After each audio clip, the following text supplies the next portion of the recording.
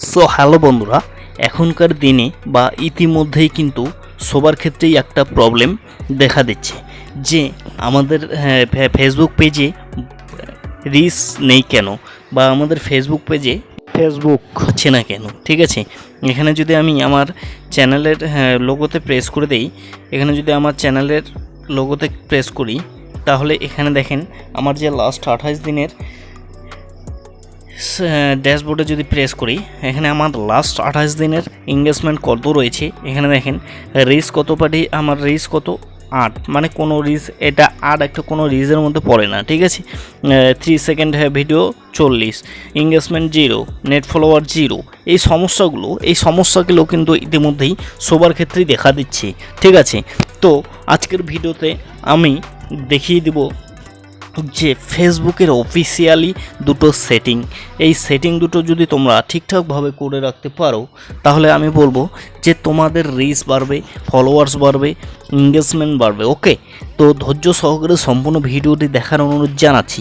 তো বন্ধুরা, সবার প্রথমে আমাদের যেটা করতে হবে কি, এখানে আমরা ব্যাগে চলে আসব। ব্যাগে চলে আসার পর আমাদের ফেসবুকের যে পেজটি রয়েছে সেই পেজটিতে ওপেন করে নেব।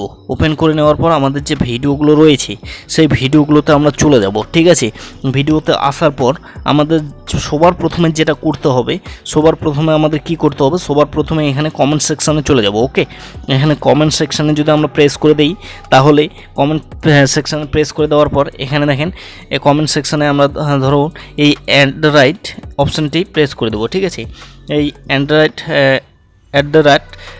অপশানটিতে যদি আমরা প্রেস করে দেই, তাহলে এখানে দেখেন ফলোয়ার্স অপশান পেয়ে যাবো আমরা। ঠিক আছে, এই ফলোয়ার্স অপশানটি আমরা এখানে দিয়ে দেবো। দিয়ে দেওয়ার পর এখানে আমরা সেন্ড করে দেবো। সেন্ড করে দিলেই আমাদের কি হবে, এখানে ফলোয়ার্সটি সেভ হয়ে যাবে। ঠিক আছে, এই অপশানটি সেভ করার একটাই উদ্দেশ্য, এই অপশানটি সেভ করলে আমাদের কি হবে, এই অপশানটি সেভ করলে তুমি যে পোস্টটিতে এই অপশানটি সেভ করবে সেই পোস্টটির নোটিফিকেশন সঙ্গে সঙ্গে তোমার ফ্রেন্ড বা ফলোয়ার্সের কাছে চলে যাবে। এর ফলে তোমার যে ভিউয়ার্সগুলো রয়েছে বা ফলোয়ার্সগুলো রয়েছে, তারা তোমার ভিডিওটিতে প্রেস করবে এবং তোমার ভিডিওটি দেখবে। এর ফলে ফেসবুক তোমার ভিডিওর রিচটা বাড়িয়ে দেবে। ওকে, এটা গেল 1 নম্বর সেটিং।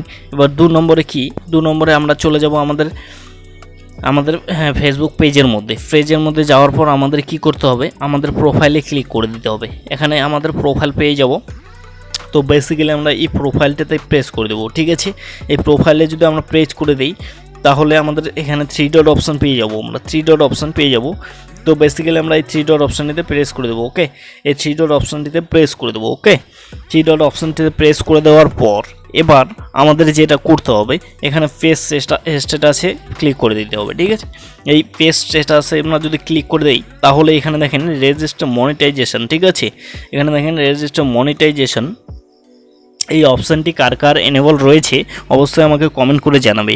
যদি তোমাদের এই অপশানটি এনেবল না করা থাকে, সেক্ষেত্রে তোমরা অবশ্যই এই অপশানটিকে এনেবল করে নেবেন। আর যাদের এই অপশানটি এনেবল করা রয়েছে, এই যে রেস্ট্রিক্টেড মনিটাইজেশন, যাদের এই অপশানটি এনেবল করা রয়েছে, তারা অবশ্যই চ্যানেল মনিটাইজেশন করে ইনকাম করতে পারবেন। ঠিক আছে, আর যাদের এই অপশানটি এনেবল করা নেই, তারা অবশ্যই আমাকে কমেন্ট করে জানাবে, আমি এই বিষয়ে ভিডিও নিয়ে আসবো। ওকে, তো এবার আমাদের বেসিক্যালি এই যে পেজ ইজ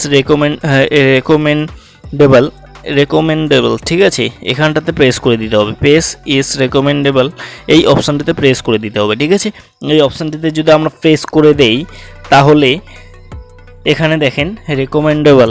ঠিক আছে, এটা আমার ঠিকঠাক রয়েছে। আর যদি যাদের এখানে নট রেকমেন্ডেবল থাকে, সেক্ষেত্রে তোমরা রেকমেন্ডেবল করে নেবে। ঠিক আছে, হ্যাঁ, রেকমেন্ডেবল করে নেবে।